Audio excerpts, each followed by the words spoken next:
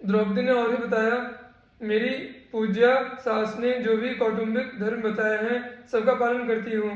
भिक्षा देना, अतिथि सत्कार, श्राद्ध तथा त्योहारों पर पकवान पकवान बनाना, माननीयों का सत्कार आदि सब धर्म सावधानी से पालन करती हूँ।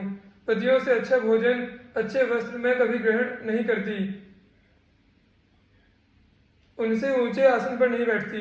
सास जी से विवाद नहीं करती। सदा अपनी वीर माता सास की भोजन वस्त्र से सेवा करती हूँ।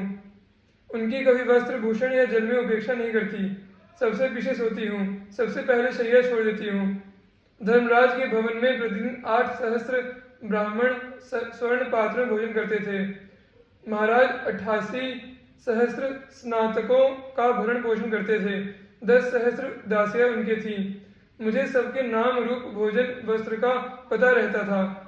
मैं दासियों के संबंध में पता रखती थी कि किसने क्या काम कर लिया है और क्या नहीं। महाराज के पास 1 लाख घोड़े और इतने ही हाथी थे। उनका भी मैं ही प्रबंध करती थी। उनकी गणना करती, आवश्यकताएं सुनती और अंतःपुर के ग्वालों, गरड़ियों तथा सेवकों की देखभाल करती।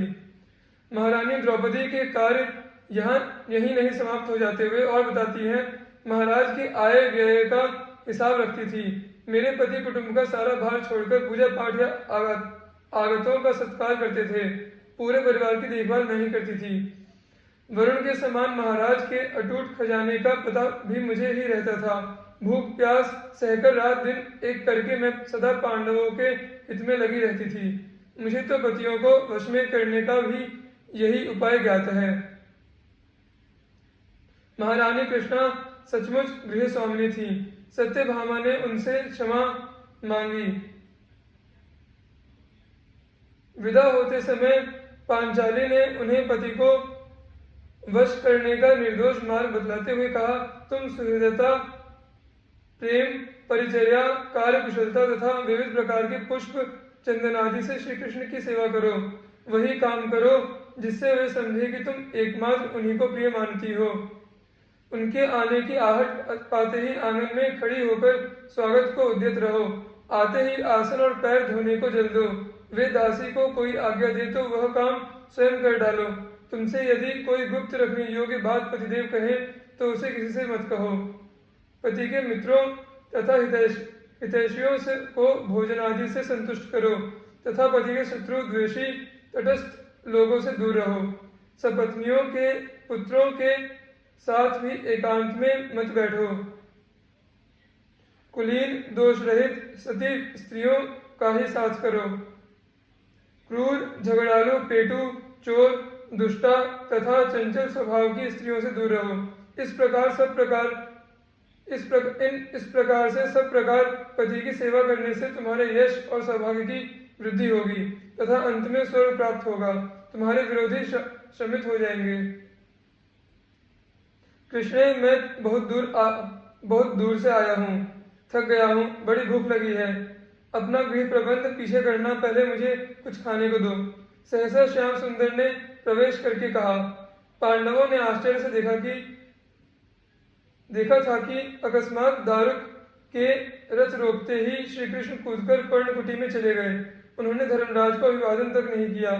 तुम तो जानते ही हो कि साथ के विप्रों को भोजन देने के लिए महाराज ने तपस्या करके सूर्य नारायण से एक पात्र प्राप्त किया है।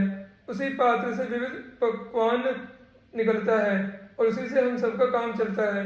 मेरे भोजन के पश्चात वह पात्र रिक्त हो जाता है। मैंने भोजन कर लिया है, पात्र धोकर रख दिया है। अब क्या हो? द्रौपदी ने बड़ी खिन्नता से कहा। मैं तो भूख से व्याकुल हो रहा हूँ और तुम्हें हंसी सूझती है। मैं कुछ नहीं जानता, लाओ कुछ खिलाओ। नकली रोष से लीला मैंने कहा। द्रौपदी का भय दूर हो गया था। उसने प्रार्थना की, मेरे पतियों के समीप 10 सहस्त्र शिष्यों के साथ महर्षि दुर्वासा आए हैं। धर्मराज ने उन्हें आतिथ्य को आमंत्रित कर दिया है। स्नान संध्या करने वे सरोवर गए हैं। लौटने पर उन्हें अन्न न मिला तो श्राप देकर पांडवों को भस्म कर देंगे। इसी संकट में पड़कर मन ही मन तुम्हारा स्मरण करते हुए मैं रो रही थी। तुमने मुझे दुखिया की पुकार सुन ली। अब अपने पांडवों की रक्षा करो। यह सब पचड़ा पीछे, पहले लाओ अपना वह पात्र दो। श्री कृष्ण झुंझुलाए, लो तुम ही देख लो। द्रौपदी ने पात्र लाकर दे दिया। भगवान की लीला भली प्रकार सावधानी से स्वच्छ किए उस पात्र में भी शाक का एक पत्ता चिपका निकल आया। यज्ञ भोक्ता सर्वात्मा इससे तृप्त हो। माधव ने वह पत्ता उठाकर मुख में डाल लिया। अब यह पुनः भोजन क्रम प्रारंभ हो गया था तथा पात्र भर गया। उसे तो अब द्रौपदी के भोजन न करने तक अन्न देते रहना था। जाओ ऋषियों को बुला लाओ।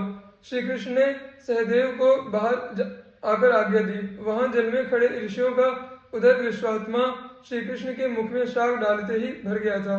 खट्टी डकारें आ रही थी। दुर्वासा जी ने सोचा कि युधिष्ठिर अन्न प्रस्तुत करेंगे। अब हम भोजन तो कर नहीं सकते, कहीं अन्न व्यर्थ नष्ट होता देख धर्मराज रुष्ट हो गए तो लेने के देने पड़ जाएंगे। धर्मराज भगवान के सच्चे भक्त हैं।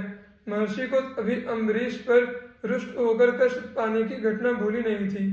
उन्होंने भागने में ही कल्याण समझा। सहदेव ने लौटकर बताया कि वहां कोई नहीं है। महर्षि कहीं अर्धरात्रि को आकर अन्न न मांगे। पांडव चिंतित हो गए। दुर्वासा अब नहीं आएंगे।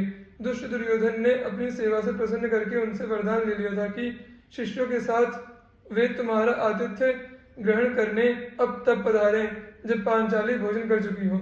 इस कष्ट को मैंने निवारित कर दिया। श्री कृष्ण ने सबको समझाकर आश्वस्त किया। श्री प्रियदास जी इस घटना का वर्णन अपने कवित्व में इस प्रकार करते हैं। सुन्यो भागवती को वचन, भक्ति भाव भर्यो कर्यो मन आए श्याम, पूजे ये काम है, आवत ही कही मोही भूख लागी, देवो कछु महासकुचाए मांगे, प्यारो नहीं धाम है, विश्व के भरण हार धरे हैं, आहार अजू हमसो दुरावो कही, वाणी अभिराम है, लग्यो शाख पत्र पात्र जल संग पाई गए, पूरण त्रिलोकी विप्र गिने कौन नाम है। सिंधु नरेश जयद्रथ सब प्रकार से धसकर विहार के लिए शाल्व देश की ओर जा रहा था। उसने एकाकिनी द्रौपदी को वन में देखा। पांडव आखेट के लिए गए थे। जयद्रथ द्रौपदी को देखते ही मुग्ध हो गया। उसने अपने साथी राजा कोटिकास्य को परिचय जानने के लिए भेजा। कोटिकास्य ने समीप जाकर मधुर शब्दों में परिचय पूछा और अपना परिचय दिया। द्रौपदी ने बड़े संकोच से कहा, मर्यादानुसार मुझे तुमसे नहीं बोलना चाहिए, परंतु समीप में दूसरे किसी पुरुष या स्त्री के न होने से मुझे विवश होकर बोलना पड़ा। मैं तुम्हें और सिंधु नरेश को भी जानती हूँ। मेरे पति वन में आखेट को गए हैं। उन विश्व विख्यात पांडवों को तुम जानते हो। मैं उनकी पत्नी कृष्णा हूँ। अपने वाहन खोल दो।